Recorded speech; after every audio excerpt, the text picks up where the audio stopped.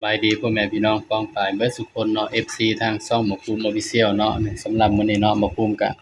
สิมาตามแนวทางเนาะให้พี่น้องเนาะสำหรับลาวพัฒนาเนาะพี่น้องเนาะที่มันออกเมื่อคืนนี้เนาะเพราะว่าเมื่อคืนนี้หมอภูมิก็บ่มีเวลาเนาะพี่น้องเนาะกลับห้องไปก็เมื่อยแอดแลดแหละพี่น้องก็บ่มีเวลาลงคลิปให้พี่น้องเนาะก็มาเบิ่งผลมันออกนำกันเนาะเมื่อคืนนี้01 84 59พี่น้องนี่เป็นได้พี่น้องได้กันอยู่บ่พี่น้องใครได้แบบภูมิก็ดีใจนำเนาะพี่น้องเนาะนี่นี่เนาะนี่ก็59ตรงๆเลยเนาะพี่น้อง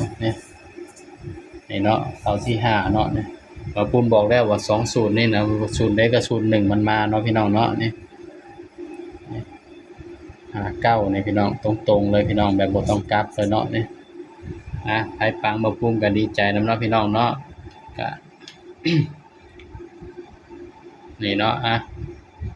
เป็นได้พี่น้องได้กันอยู่บ่บักโตที่บ่ภูมิเจาะให้เลยเนาะพี่น้องเนาะนี่เพราะฉะนั้นก็ไปตามกันต่อเนาะพี่น้องเนาะของงวดวันที่26เนาะพี่น้องเนาะบัดนี้สำหรับ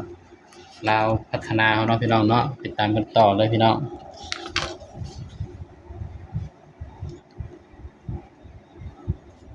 จำบอกว่ามื้อนี้ก็ปังเลยเนาะพี่น้องเนาะ859ตรงๆเลยเนาะพี่น้องตามกันต่อเนาะงวดวันที่26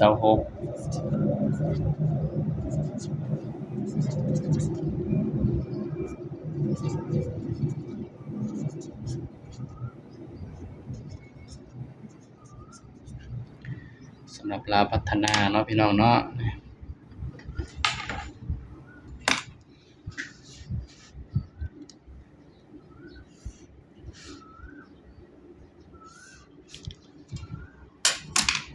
ก็มาเบิ่งนำกันเนาะบ่ภูมิก็ใช้เด่นทั้ง2สูตรนั่นแหละพี่น้องเนาะ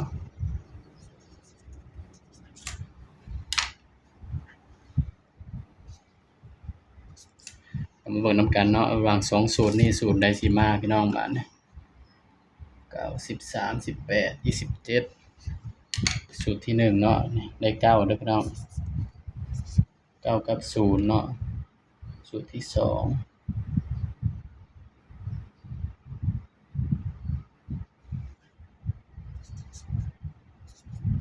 3กับ4พี่น้องนี่แต่ว่าบ่ภูมิสิเลือกสูตรที่1เด้อมาจับคู่ให้พี่น้องเนาะนี่สำหรับสูตรนี้ก็ให้ FC ไปจับเอาเนาะพี่น้องเนาะนี่3 4หรือว่าภูมิสิจับให้ทั้ง2สูตรในใบเดียวกันเนาะพี่น้อง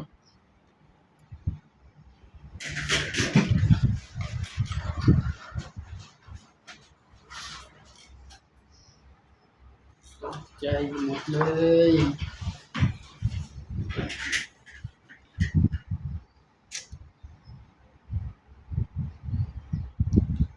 ก็มาจับคู่ในบ่ภูมิเลยพี่น้องบัดนี้จับก็สิมีตัวใดแน่พี่น้อง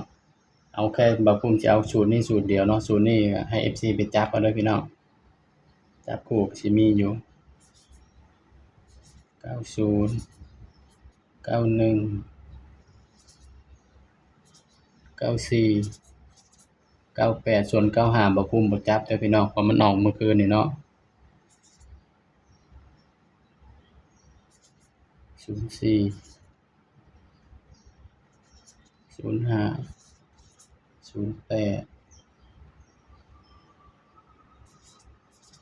06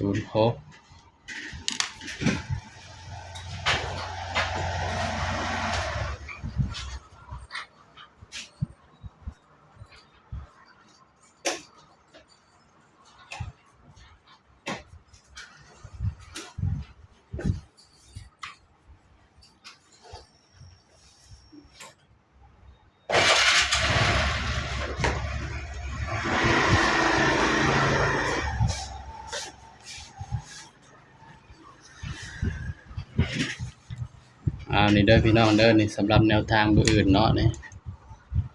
สำหรับตัวเด่นเนาะที่บ่ภูมิมักเนาะก็มีอยู่91 94 98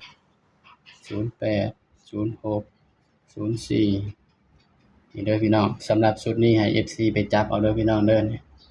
บ่ภูมิบ่ได้จับคู่ให้เนาะให้ FC ไปจับคู่เอาเด้อพี่น้องเด้อนี่นี่ก็ ฝากเป็นเพียงแนวทางเนาะพี่น้องเนาะตัวเลขก็มีเข้ามีหลุดเด้อพี่น้องเด้อถ้าว่าใครชื่นชอบแนวทางหมอภูมิก็ฝากกดไลค์กดแชร์กดติดตามเนาะพี่น้องถึงช่องหมอภูมิที่บ่มีรายได้เนาะหมอภูมิก็สิลงแนวทางให้พี่น้องคือเก่าเนาะพี่น้องเนาะสำหรับคลิปนี้ก็ฝากไว้เพียงส่ำนี้เด้อพี่น้องเด้อสบายดีครับ